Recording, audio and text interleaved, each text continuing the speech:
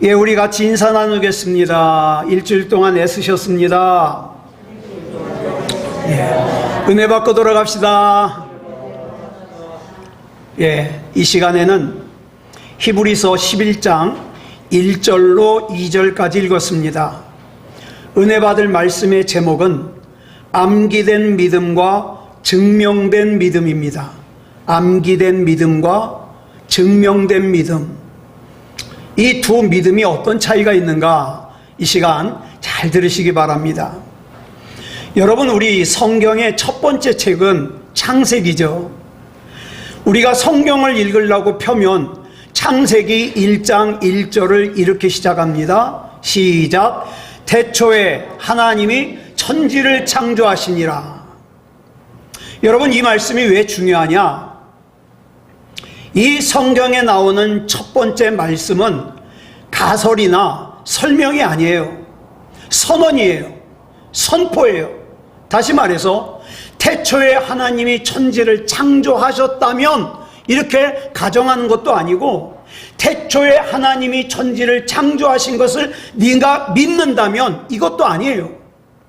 네가 이해를 하든 말든, 네가 믿든 말든 태초에 하나님이 천지를 창조하셨다 이 말이에요. 네. 이걸 믿지 못하면 믿음 생활을 출발을 할 수가 없습니다. 내가 교회를 얼마나 오래 다녔는지, 우리 집안의 신앙생활이 몇 대인지 상관없어요. 우리의 믿음 생활이라는 것은 태초에 하나님이 천지를 창조하신 이 말씀을 인정하고 받아들이는 걸로부터 시작돼요. 자, 여러분은 하나님께서 세상을 창조하셨다는 것이 믿어지십니까? 예? 많은 사람들이요, 예수 믿자 그러면은 뭐라고 얘기를 하는지 아세요? 내가 이해만 되면 믿겠는데 이해를 할 수 없어서 믿을 수가 없다는 거예요. 예? 우리가 신앙생활을 하면서 가장 많이 말하는 단어 중에 하나가 뭐예요? 믿음입니다. 믿음. 우리는 우리 자신이 하나님에 대하여 많이 알고 있다고 생각해요. 우리 하나님은 참 하나님이시요, 살아계신 하나님이시요, 영원하신 왕이심을 내가 압니다.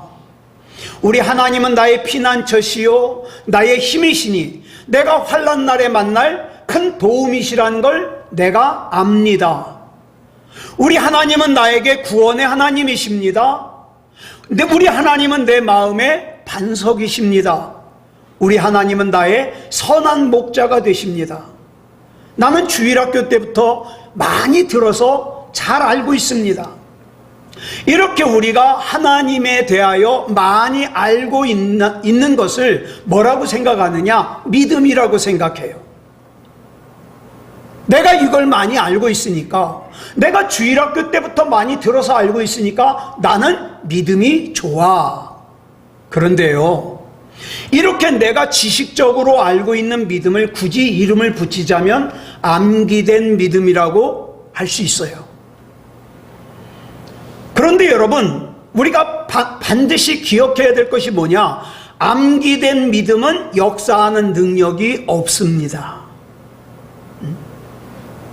우리는 예레미야 29장 12절에서 이렇게 말씀하는 걸 알아요. 시작. 너희가 내게 부르짖으며 내게 와서 기도하면 내가 너희들의 기도를 들을 것이요.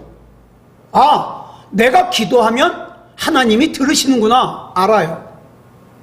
또 야고보서 1장 5절을 보면 뭐라고 그랬습니까? 시작. 너희 중에 누구든지 지혜가 부족하거든 모든 사람에게 후히 주시고 꾸짖지 아니하시는 하나님께 구하라. 그리하면 주시리라. 아, 우리 하나님은 내가 하나님께 구하면 꾸짖지 않고 후하게 주시는구나. 알아요. 내가 이 말씀을 알고 있으니까 나에게 믿음이 있는 줄 알아요. 아니요. 진짜 믿음은요, 이 말씀이 내 안에서 작동해야 될 중요한 순간에 작동하는 게 믿음입니다. 아, 내가 많이 알고 있는데 내가 하나님 약속을 많이 알고 있는데 왜 나에게는 그 말씀이 작동하지 않을까? 암기된 믿음이라 그래요. 암기된 믿음은요, 성경 지식을 많이 알고 있기는 한데 확신도 없어요. 역사하는 능력도 없어요. 그래서 이 암기된 믿음은 내 주변의 상황에 따라 변질되기 쉬워요. 신앙이 변질돼요. 정말 믿음이 좋은 줄 알았는데 어떤 순간에 보니까 와르르르 무너져요. 왜? 암기된 믿음이니까. 어려서부터 들어온 믿음이니까. 자, 여러분 생각에는 믿음이 먼저일 것 같아요? 이해하는 게 먼저일 것 같아요? 예. 예를 들어 저는 목사님 중에 이재철 목사님을 참 존경합니다. 100주년 기념교회에서 은퇴하셨죠. 자, 이재철 목사님을 우리 새소망교회에 모시고 말씀을 듣기로 했어요. 예를 드는 거예요. 진짜 오시는 게 아니라. 자, 그런데 이재철 목사님이 우리 새소망교회에 한 번도 오신 적이 없어요. 그래서 제가 이재철 목사님에게 새소망교회에 찾아오는 길을 전화로 설명을 드렸어요. 자, 그러면 이재철 목사님께서 처음에 우리 새소망교회에 오실 때는 알고 오실까요? 믿고 오실까요? 알고 오세요? 믿고 오세요? 믿고 오시는 거죠. 제가 어떻게 찾아오는지 설명해 드린 걸 믿고 오시는 거예요. 자, 그런데 그 다음에 또 오실 일이 있어요. 또 오실 때는 알고 오실까요? 믿고 오실까요? 알고 오시죠. 와봤잖아요, 한번. 예. 자, 그러면 또다시 질문합니다. 믿음이 먼저예요? 이해가 먼저예요? 믿음이 먼저입니다. 여러분, 내가 이 말씀이 잘 이해가 안 돼도 내가 이 말씀을 붙들고 믿음으로 기도하면 그 말씀이 열려요. 이해가 돼요. 믿음이 먼저예요.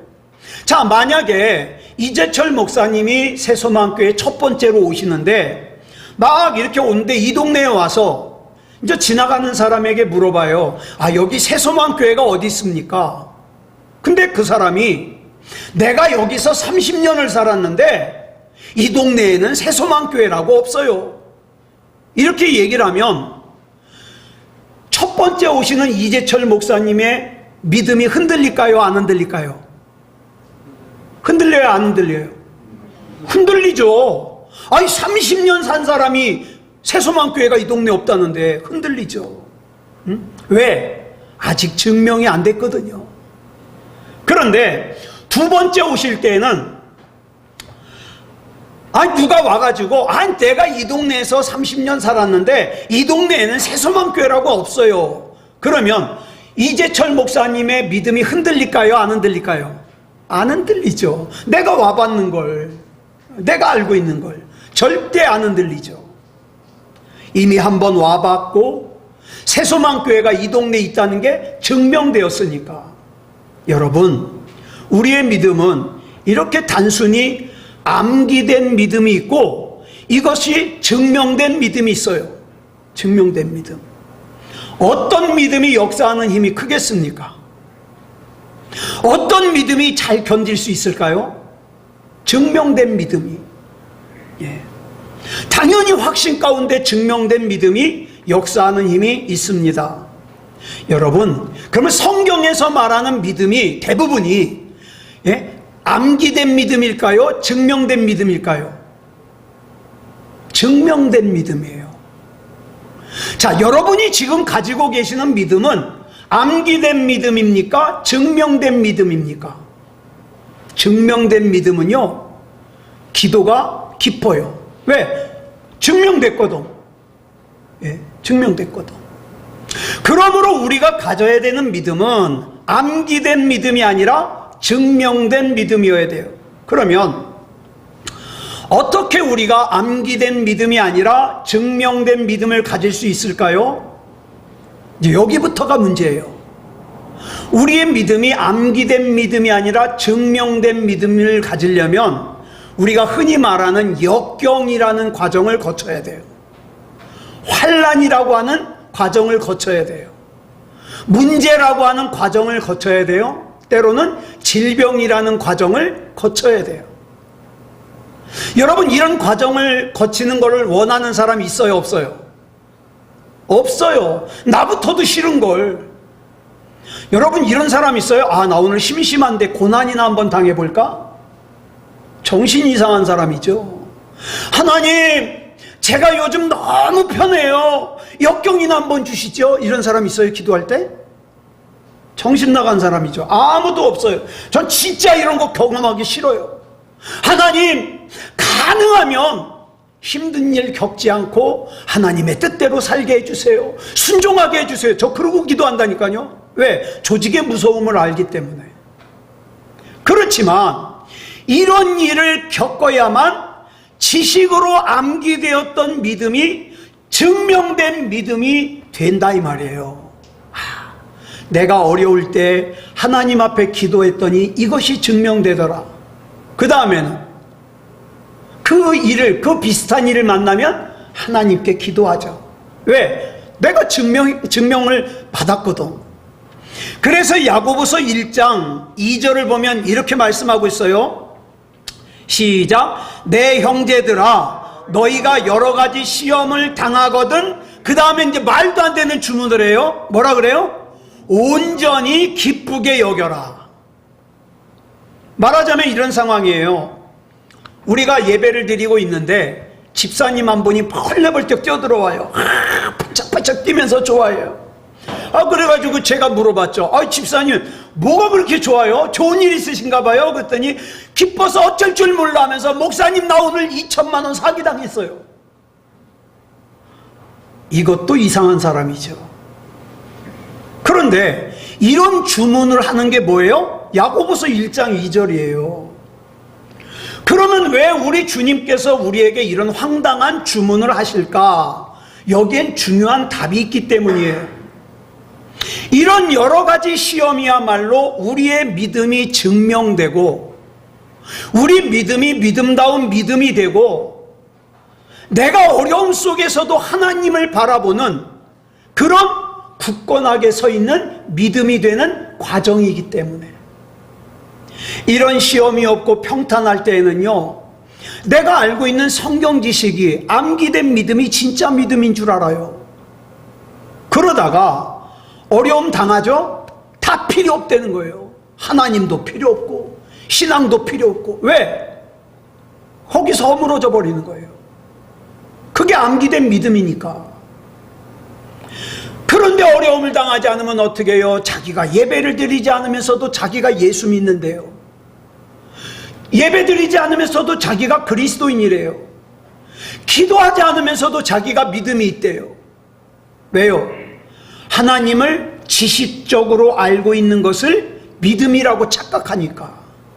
그러나 이런 암기된 믿음은 절대로 진짜 믿음이 아니기 때문에 기억하세요. 역사하지 못합니다. 그렇기 때문에 히브리서 12장 1절에서 바울이 우리 신앙을 뭐라고 소개를 하느냐? 경주, 믿음의 경주라고 소개를 해요. 우리 앞에 당한 경주를 하며 우리 중에 고난받기를 원하고 환난을 원하고 역경을 원하고 좋아하는 사람은 아무도 없습니다. 그런데 잘 들으세요. 이게 우리에게 필요하면 주십니다. 이게 우리에게 필요하면 주셔요. 난 내가 생각할 때 우리 하나님은 나에게 좋은 것만 주시는데 돈 주시고 집 주시고 건강 주시고 그럴 줄 알았는데 왜 고난을 왜 줘? 환난을 왜 줘? 역경을 왜 줘? 필요하니까. 이걸 성경에서 뭐라고 설명하냐? 하나님의 선하심이라고 설명해요. 여러분, 오늘 본문인 히브리서 11장에 보면 16명의 믿음의 인물들이 쭉 열거되고 있습니다. 그런데 여러분 보세요. 그 사람들에 대하여 하나님이 약속하신 배경을 보면 이들이 처한 환경이요, 하나님께서 약속하신 것이 이루어지기 불가능한 상황이에요. 다 16명이.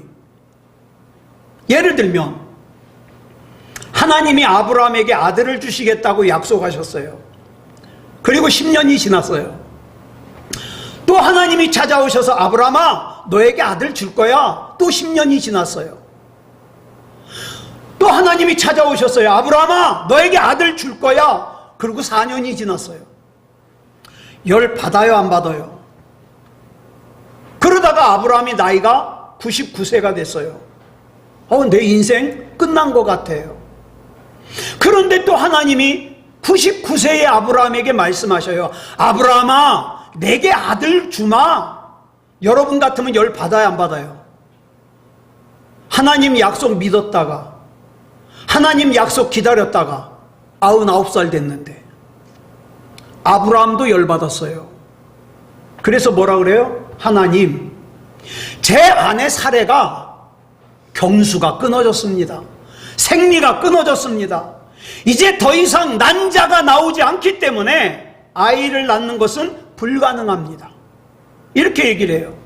난자가 나오질 않는데 어떻게 아기를 낳아요? 즉 이제 아브라함과 사라가 아이를 낳는 것은 100% 불가능한 상태라 이 말이에요. 그런데 로마서 4장 19절에서 뭐라고 기록하고 있는지 아세요? 시작. 그가 100세나 되어 자기 몸이 죽은 것 같고 사라의 태가 죽은 것 같음을 알고도 믿음이 약하여지지 아니하고, 이게 중요한 거예요. 알고도 약해지지 않았어요. 내 삶에서 내가 원하던 기도 제목, 내가 원하던 삶은 이제 이루어질 가능성이 없구나. 그렇지만 내 하나님 살아계시다. 믿음이 약해지지 않았다는 거예요. 사라가 아기를 낳는 것은 100% 불가능한 절망적인 상황이지만 아들을 주실 거라는 하나님의 약속에 대한 아브라함의 믿음은 약해지지 않았습니다. 이게 믿음이에요. 여호수아도 그래요.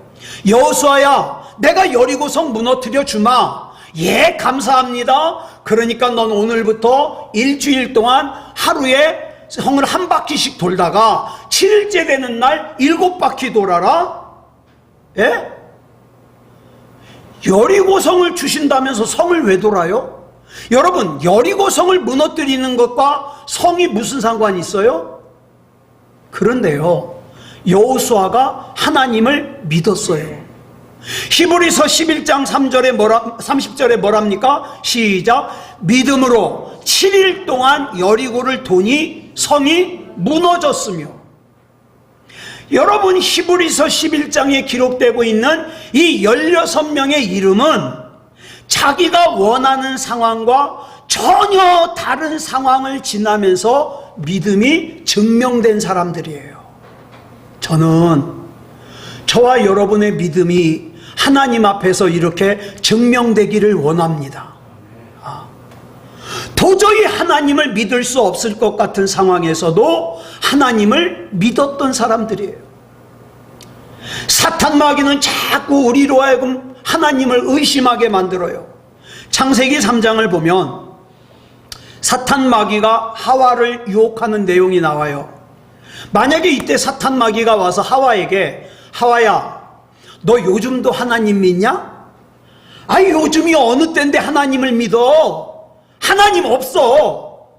그러면 하와가 속을까요? 안 속을까요? 안 속죠. 왜? 창세기 3장 8절에 보니까 뭐라 그랬어요? 하나님과 함께 동산을 거닐었는걸? 하나님과 직접 얘기도 했는걸?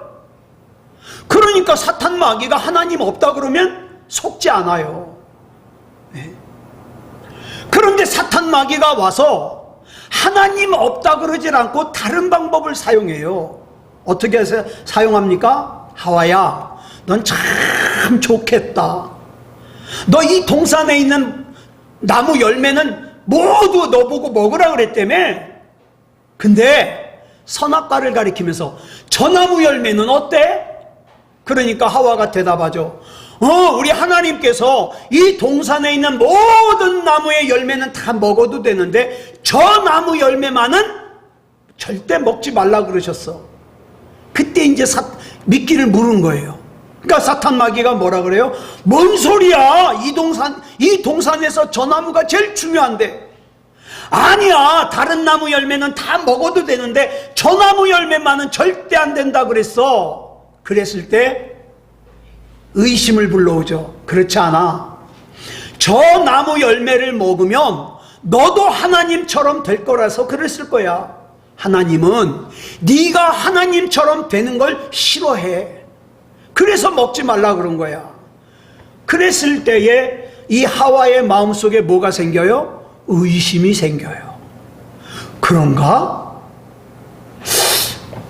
내가 하나님과 같이 되면은 좋은 일인데 왜 먹지 말라 그러셨을까? 그래서 따먹었어요. 그래서 사탄의 전략은요, 창세기 3장에서도 의심을 불러일으키는 거고, 마태복음 4장에서 예수님을 시험할 때에도 의심을 불러일으켜요. 예수님을 3가지로 시험했죠. 40일 금식하고 배가 몹시 고프신 예수님 앞에 뭐라 그래요? 돌로 떡 만들어 먹으래요. 성전 꼭대기에서 뛰어내리래요. 그럼 천사가 받쳐줄 거 아니냐? 그럼 사람들이 와 그러고 따라다닐 거야. 3번째가 뭐예요? 사탄 마귀에게 경배하라. 그러면 이 천하만국 다 죽게. 그러면 여기서 궁금한 것이, 사탄 마귀는 정말 예수님께 능력이 있는지 없는지 몰라서 시험했을까요? 아니요. 알아요. 아는데, 사탄 마귀는 예수님이 능력 있으시다는 걸 아는데, 진짜 사탄 마귀가 노리는 게 뭐냐? 첫 번째 시험과 두 번째 시험에서 공통적으로 앞에 들어가는 말이 있어요. 그게 뭐냐? 네가 만일 하나님의 아들이거든, 이렇게 설명해요. 하나님의 아들이 왜 이 고생하느냐는 거예요. 지금 사탄 마귀가 노리는 것은 예수님으로 하여금 성부 하나님을 의심하게 만드는 거예요. 맞아. 성부 하나님도 하나님이고 성자 하나님인 나도 하나님인데, 왜 성부 하나님은 가만히 있고 성자 하나님인 나는 이 고생을 해야 돼? 40일 동안 금식하고 십자가에 달리고 수치당하고 고통당하고, 이런 의심을 하기를 원했던 거예요. 여러분, 오늘 우리를 찾아오는 사탄 마귀도 마찬가지입니다. 적어도 사탄 마귀가 우리에게 와가지고 하나님 없어, 그러니까 헛고생하지 말고 재밌게 살아, 그렇게 얘기하면 적어도 우리 중에서는 속아 넘어갈 사람은 없어요. 왜? 하나님 계신 거 믿으니까. 그렇지만 사탄 마귀가 그걸 알기 때문에 어떻게 속입니까? 하나님이 너 사랑한다며. 야, 근데 너의 삶을 한번 봐라. 그게 하나님 앞에 사랑받는 사람의 삶이냐? 너 그동안 그렇게 교회에서 열심히 봉사했는데 왜 아직도 그렇게 힘들게 살아? 너 그동안 그렇게 열심히 교회에서 봉사했는데 왜 그렇게 하는 일이 안 풀려? 너 그동안 그렇게 극성스럽게 열심히 신앙생활 했는데 왜 몸이 아파? 그러면서 마귀가 그러는 거예요. 사실은 하나님은 계시지. 하나님은 계신데 너에게는 관심이 없어. 예? 하나님은 너 같은 존재는 사랑하시지도 않고 너 같은 사람에게는 관심도 없어. 이게 마귀의 전략이에요. 이런 말을 듣다 보면 증명된 믿음이 아닌 암기된 믿음을 가진 사람은 그래요. 맞아. 듣고 보니까 그러네. 아, 왜 예수 안 믿는 사람도 부자로 사는데 내가 이렇게 힘들게 살지? 아, 왜 이렇게 내 삶의 어려움들이 자꾸 겹치지? 내가 그렇게 하나님 뜻대로 살려고 몸부림쳤는데 왜 그렇게 어렵지? 의심이 생기는 거예요. 그래서 끝까지 믿음의 길을 간다는 것은 절대로 쉽지 않아요, 여러분.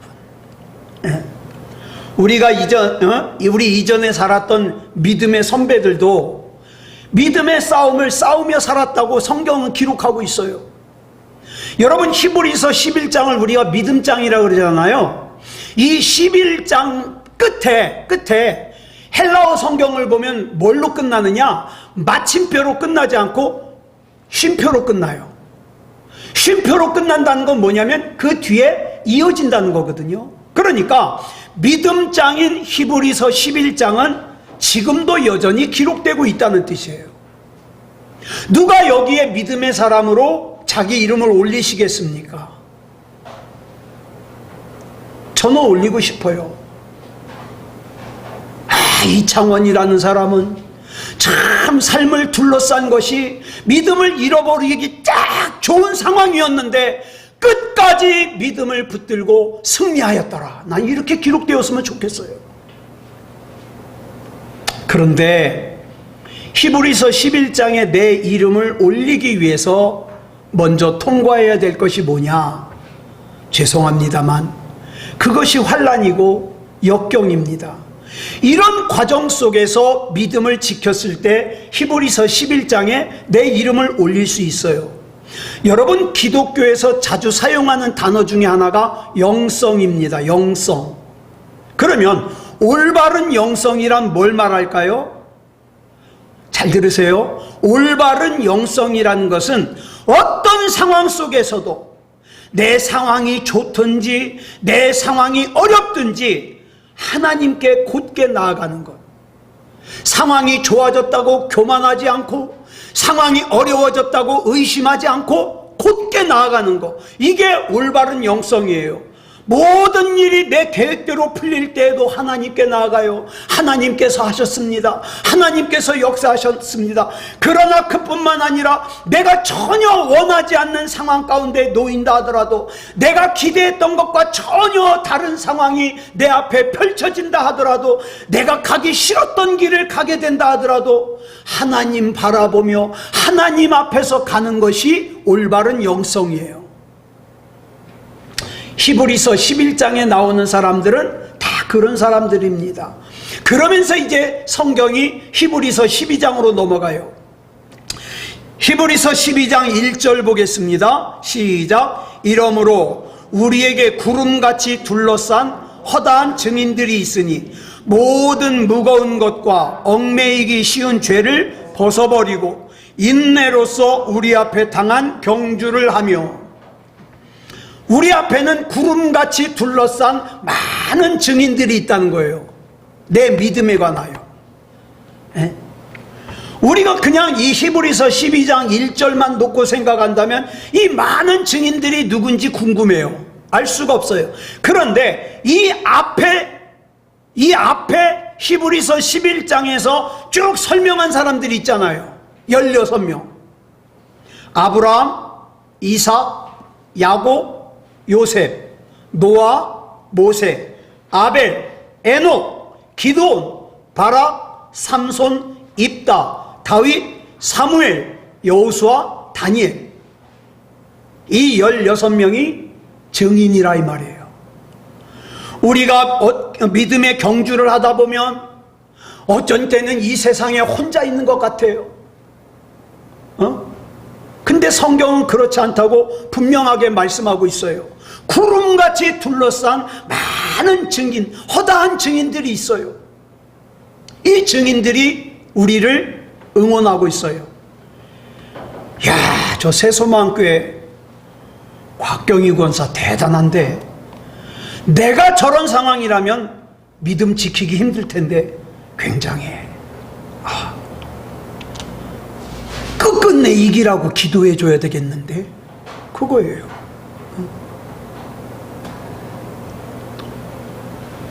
그리고 이어지는 히브리서 12장 2절을 이렇게 말씀하고 있어요. 줄친 것만 시작. 믿음의 주요 또 온전하게 하시는 이인 예수를 바라보자. 여러분, 여러 번 말씀드렸어요. 여기서 믿음의 주로 사용된 헬라어가 뭐냐? 아르케고스예요. 이 아르케고스라는 단어를 헬라어 성경에서 헬라어 사전에서 찾아보니까 오늘 이 본문에는 믿음의 주라고 번역을 했는데 이 주라는 뜻이 있긴 있어요. 근데 여러분 사전을 보면은 뜻이 여러 개가 있잖아요. 1번 뜻, 2번 뜻, 3번 뜻. 근데 주라는 뜻은요, 저 밑에 있어요. 첫 번째 뜻이 뭐냐? 개척자. 시작하신 분. 그러니까 이렇게 여러분 해석해도 돼요. 내 믿음을 개척하신 분. 내 믿음을 시작하신 분, 이렇게 해석해도 돼요. 그 다음에 두 번째 의미가 뭐냐? 글을 쓰는 사람, 저자. 그러니까 이렇게 생각해도 돼요. 믿음의 저자요. 또 온전하게 하시느니. 그러니까 이 본문을 이렇게 번역하면 돼요. 믿음의 개척자요, 또 믿음을 시작하신 분이요, 또 믿음을 쓴 저자요, 이렇게 해석해도 돼요. 그러니까 히브리서 12장 2절은 이런 뜻이에요. 내 삶에서 일어나는 모든 일을 시작하시고 개척하시고 기록하신 하나님께서 나를 인도해 주신다. 그렇기 때문에 내 삶에서 일어나는 그 어떤 일도 하나님의 다스림을 받지 않는 일은 있다 없다? 없다. 하나님, 제가 이런 억울한 일을 당했습니다. 하나님, 제가 이런 섭섭한 일을 당했습니다. 하나님, 제가 이런 어려운 일을 당했습니다. 하나님, 제가 지금 너무 힘들어요. 이런 제 사정을 알기나 하십니까? 그러면 주님이 말씀하시죠. 알지. 내가 그걸 기록한, 내가 그걸 계획한, 내가 그걸 준비한, 내가 그걸 시작한, 내가 그걸 개척한 저자인데 모르겠니? 너의 삶에서 일어나는 모든 일은 내가 계획했단다, 내가 준비했단다, 내가 적었단다. 그러니까 나만 믿고 따라와. 그 주님께서 고린도전서 10장 13절에서 이렇게 말씀하셔요. 시작. 하나님은 미쁘사 너희가 감당하지 못할 시험당함을 허락하지 아니하시고 시험 당할 즈음에 또한 피할 길을 내사 너희로 능히 감당하게 하시느니라. 이 말씀을 믿으십니까? 아직도 여러분 가운데, 여러분은 안 그럴 거예요. 저는 솔직히 이런 기도한 적 있어요. 내 길은 여호와께 숨겨졌어. 내 이 속상한 사정은 하나님 모르시나 봐. 네? 그렇게 내가 하나님 앞에 울며 불며 기도했는데도 왜 일 안 하시지? 내 사정은 하나님께 숨겨졌나 봐. 이렇게 저는 기도했었어요, 솔직히. 예? 그렇게 부르짖어도 하나님이 응답하시지 않는 것 같아요. 그런데 저는 히브리서 12장 2절을 붙듭니다. 뭐예요? 줄친 것만 시작. 믿음의 주요 또 온전하게 하시는 이인 예수를 바라보자. 우리에게는 믿음의 저자인 주님께서 함께 계십니다. 그 주님께서는 우리를 온전하게 하기를 원하십니다. 그렇기 때문에 우리는 히브리서 10장 39절의 고백을 할 수 있는 거예요. 같이 읽어볼까요? 시작. 우리는 뒤로 물러가 멸망할 자가 아니요 오직 영혼을 구원함에 이르는 믿음을 가진 자니라. 아멘. 우리는 이 시간 우리 자신이 뒤로 물러가 멸망을 당할 자가 아니라는 것을 믿으시고 신뢰하시고 선포하시기 바랍니다. 하나님, 저는 뒤로 물러가 멸망할 자가 아님을 믿습니다. 하나님, 제게는 하나님께서 구원을 얻을 만한 믿음을 주셨음을 믿습니다. 하나님, 저는 하나님께서 저를 위하여 이 다음의 계획을 다 세우시고 준비하시고 지금도 일하심을 믿습니다.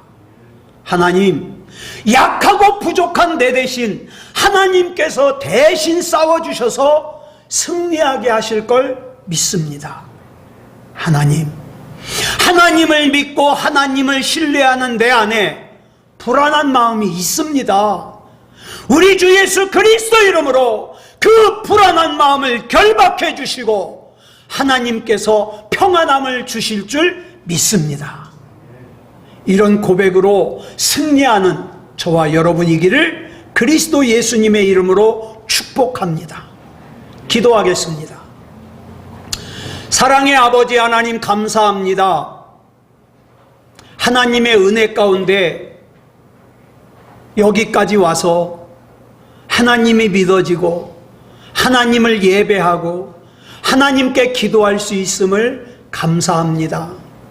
하나님, 뒤로 물러가 시험에 들어 멸망당하지 않게 하시고 나를 위하여 계획을 세우시고 나를 위하여 준비하시고 나를 위하여 졸지도 아니하시고 주무시지도 아니하시고 일하시는 하나님을 믿습니다. 사랑의 아버지 하나님, 내 앞에 당면한 모든 일들 가운데 우리 주 예수 그리스도 이름으로 승리할 수 있도록 인도해 주시옵소서. 삶이 간증이 되게 하여 주시고 이제 이후로는 우리의 믿음은 암기된 믿음이 아니라 우리 주 예수 그리스도 안에서 성령 충만하여 증명된 믿음이 되게 하시고 그 믿음으로 말미암아 승리하는 삶을 살게 하여 주시옵소서. 모든 걸 주님 앞에 맡겨드리오며 그리스도 예수님의 이름으로 감사하며 기도드려 싸움나이다. 아멘.